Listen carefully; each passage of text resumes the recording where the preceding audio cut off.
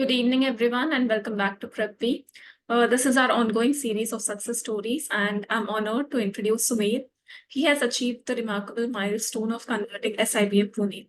So, Sumedh, heartfelt congratulations on this accomplishment, and thank you so much for joining us today. Thank you. Yeah. So, Sumedh, can you please introduce yourself to our audience? Right. So I'm Sumedh Bangar. I'm from Navi Mumbai, Maharashtra. I graduated as a BE Electronics and Telecom Engineer. However, I ended up in IT in Tata Consultancy Services, and I've been working for about more or less 3 years there. Uh, that is where I got introduced to the financial field. So I was working in the BFSI domain, essentially in the IT sector. But I was also exposed to the finance sector and I was quite interested in that sector. So that led me to all of this, the MBA thing. So that's quite the introduction that I'd like to give about myself. Right. So, how did you prepare for SNAP? Could you just outline your strategy for each section? Sure. So essentially, quants was my main focus. When it comes to me, the verbal part was taken care of automatically because I used to engage in reading books, novels, etc. So the verbal part was pretty much there. So I had to focus more on quants and logical. And the only mantra is to practice. So there's no way out. The only thing is that you need to move on from completing your curriculum to actually solving the questions. And when it comes to exams like SNAP, you'll observe that the questions sort of repeat and there are changes in the numericals that come in picture. So the type of questions might be the same when it comes to the exam. So practicing the previous year papers would quite help a lot in terms of quants and logical because at some point it gets repetitive. The only thing is that the numbers change. So if you know how to approach a certain problem, it will save you time and it's just the numbers that you need to play with. So, how many marks did you give in total? I believe I gave around 10 mocks for SNAP. So roughly 10. It's more than enough, I believe. 10 mocks is more than enough. All right. So, did you give any other exams apart from SNAP? Other than SNAP, I attempted CAT, obviously. Everybody does. And other than that, I also attempted NMAT. CAT didn't quite go according to me. But NMAT, I missed out by around 5 marks in sectional, in the quant section. So I scored an overall of 240. But the quant section, I missed out by about 5 marks. So that was the case. Okay, so when did you start preparing? And was your sole focus on CAT? And then, when it did not go well, you started even attempting for SNAP? Right. So like every other aspirant, everybody goes in for CAT, obviously, but it is not as easy, I'd say, with working full time. So Yeah. you're not actually able to give your entire time to studying, completing the curriculum, and then practicing. So you need to balance both work and this, and it does get tedious at times. So I wouldn't lie that it is easy, but yeah. So when it comes to CAT, it is essentially the superset of everything, right? So you cover every aspect of all exams when you study CAT, and all other exams are sort of subset, and the pattern of exam changes. So the curriculum still remains. So studying CAT helped me with the basics, and then you need to know how the particular exam you're approaching. You need to take mocks, and then you form an approach as to how to attempt the exam.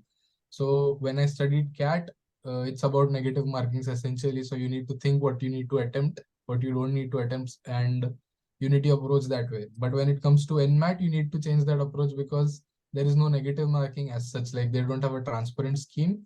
But if you miss out on questions, you definitely get a penalty. So then you need to change your approach to attempting everything as much as possible and as quick as possible.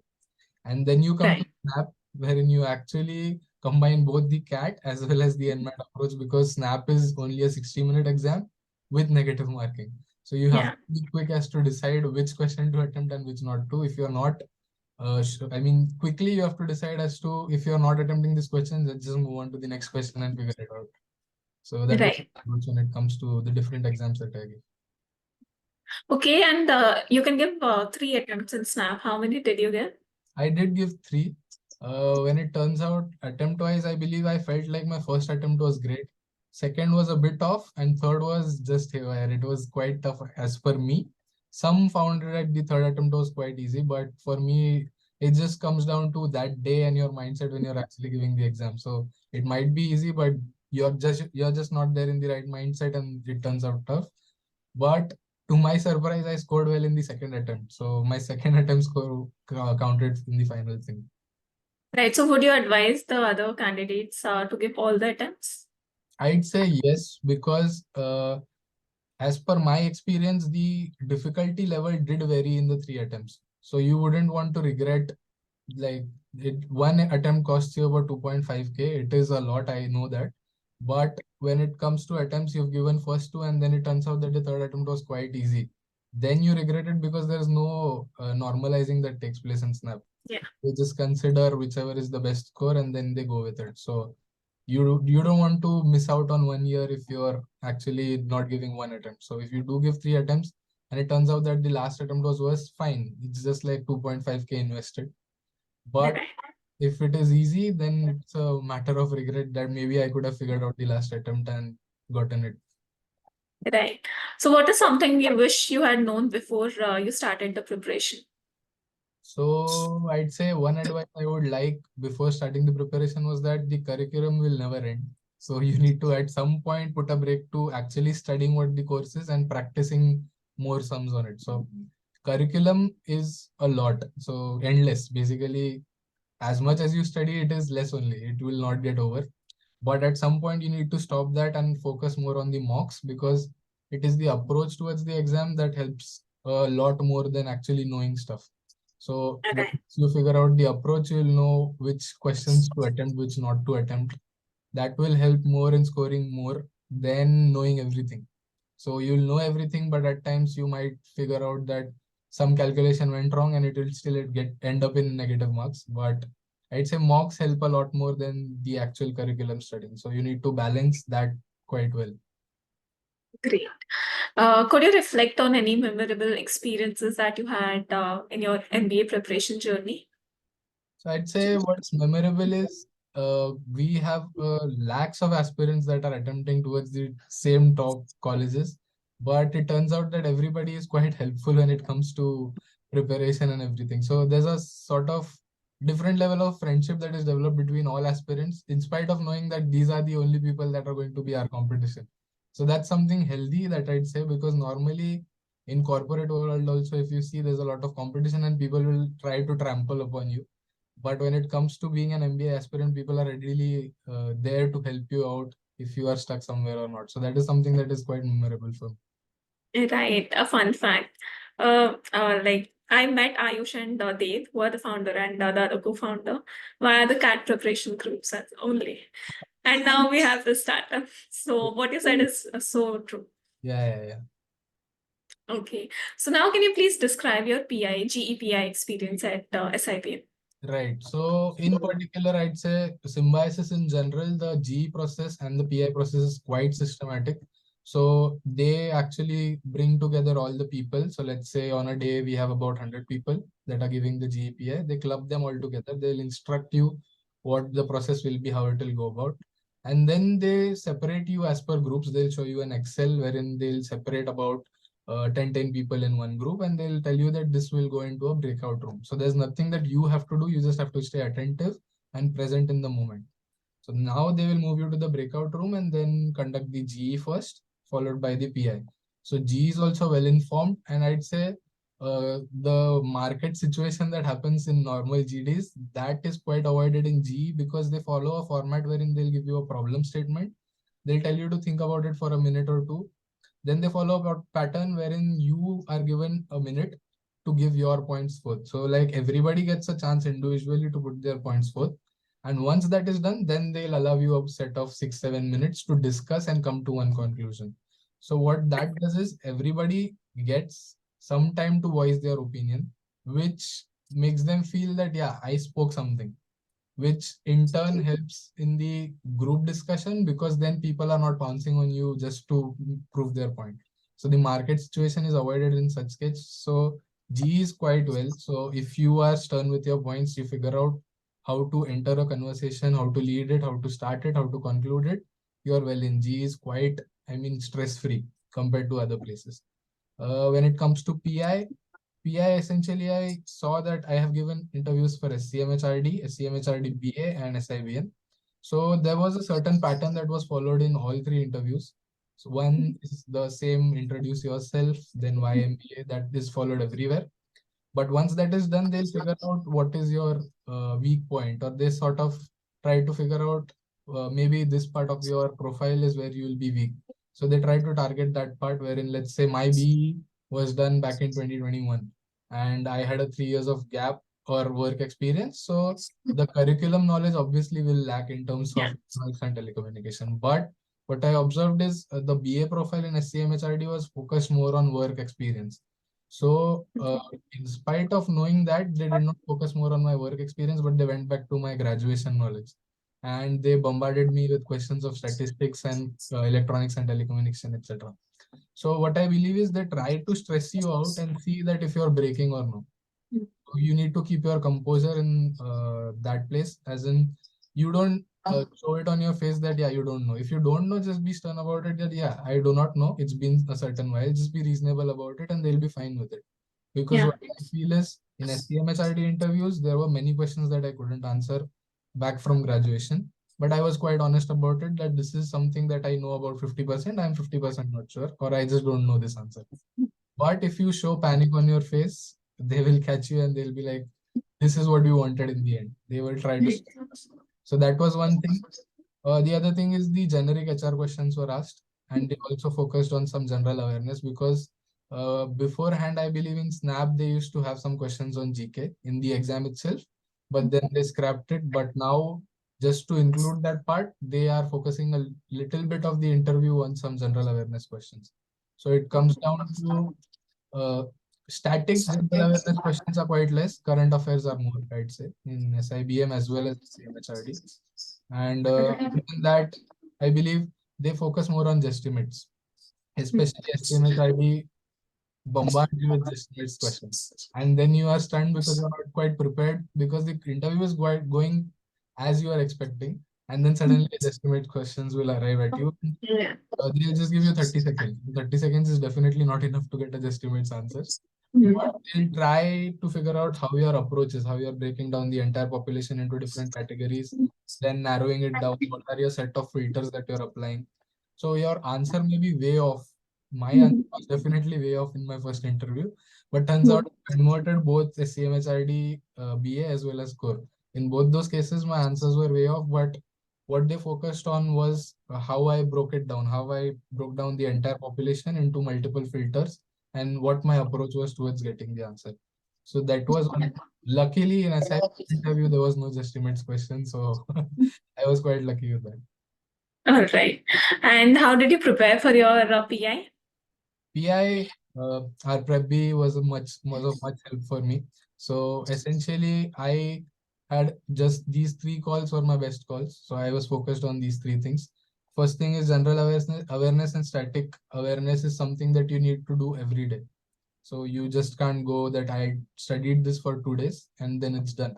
General awareness is that you need to constantly keep up with every news there is, because just one day before my SIBM interview, the Uniform Civil Code in Uttarakhand was announced. And that night, I mean, my interview was around 7 a.m. in the morning, but that night itself, around 12:30, I was watching the video as to what UCC is and why it was there. And I ended up getting a question from UCC. So you don't want a regret as to why I did not go through the news recently just before my interview. So there's a place that you think that, yeah, tomorrow is my interview. Let's just not study today. Let's just relax. But news is something that you should just, read through. Other than that, HR questions is something that you need to prepare well, because those are questions that are sure shot going to come. And but the thing is that you don't need to rote learn those answers. So prepare it for yourself, but be spontaneous about it. Because if you are rote learning those answers, they can just quite make out that you've by hearted this answer. You're just blurting it out. So you just have to have those points at the back of your mind and you have to be spontaneous about it. And if you forget, you forget. It's fine. You don't have to mention, if you've listed down 10 points, you don't have to mention all 10 points. It's fine to just miss out on 1, 2, 3, anything. You just be spontaneous about it. That's all. So confidence, your body language, outfit, definitely. All of these things were told to me by the PrepBee mentors. So I believe Ayush had also mentioned that just get clean shave and everything. It was quite difficult, but your hairstyle needs to be completely normal in a very decent format. Yeah. Beard, if possible, just clean shave. It will come back. Other than that, uh, as I said, HR questions, be spontaneous about it. General awareness, you need to focus. And if you have work experience, definitely know everything about it because you can then drive the interview towards work experience. So those were the things that I focused on. Great. I mean, you have given such great insights. The one point which I liked is the panel can make out if you have, by hearted that answer because they have taken thousands of interviews. Yeah. Right. So, what are some common mistakes aspirants make during the preparation phase, and how did you navigate your way out? So as I mentioned earlier as well, one thing is that aspirants continue to study the curriculum. They need to move on. That is one thing. Other thing is being spontaneous during the interviews. And one mistake that I also made is I spent a lot of time in the HR questions trying to criticize myself more on the answers. Like I was very self-critical as to is this right or wrong? I am getting it reviewed multiple times. Then will this sound convincing or no? So overthinking is something that actually hampers your answers. Just be simple, this is me, and be confident about it. Then it is quite convincing for others.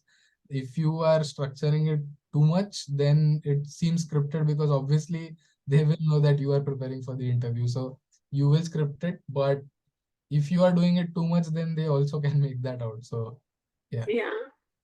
In- Okay. So, how did you feel? What were your emotions when you found out that you converted SIBM? So for the longest time, I was on the wait list and it was a single digit number. So I was pretty much sure that it will eventually come in, but it took a lot of time. So from the day, I believe 26th of February was the first day when the first list came out. From that time till I believe 10th of May, there was no movement. And the anxiety is through the roof during this time. You do not know what to do. You are in the mindset that you have to prepare for the MBA. You have to go in prepared with other things like Power BI, Excel, etc., etc., etc. But you just can't concentrate on those stuff because the Yes. result is not out yet. So it was very anxious time for me, honestly. But when it came out, you just can't explain those feelings. Like you are there because this is the best call. You know that this is the best thing that can happen for you. You are just happy. The euphoria is amazing. Right. So, one final piece of advice that you want to give to the audience.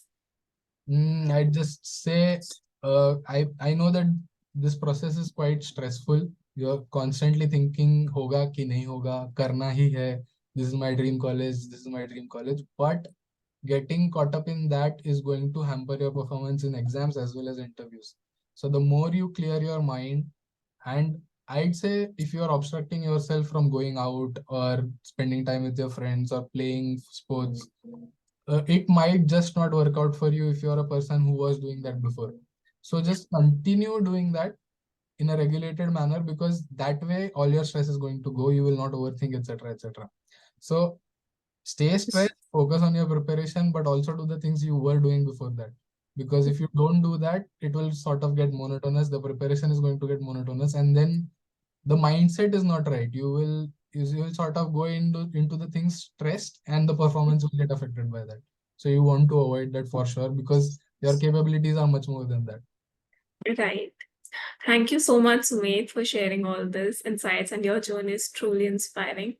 I wish you luck for the future that you have ahead, and make the best out of it. If you need any help, you can always just ping any of us, and we'll be there for you. And Thank, thank you again for joining us today. thank you so much. It was lovely.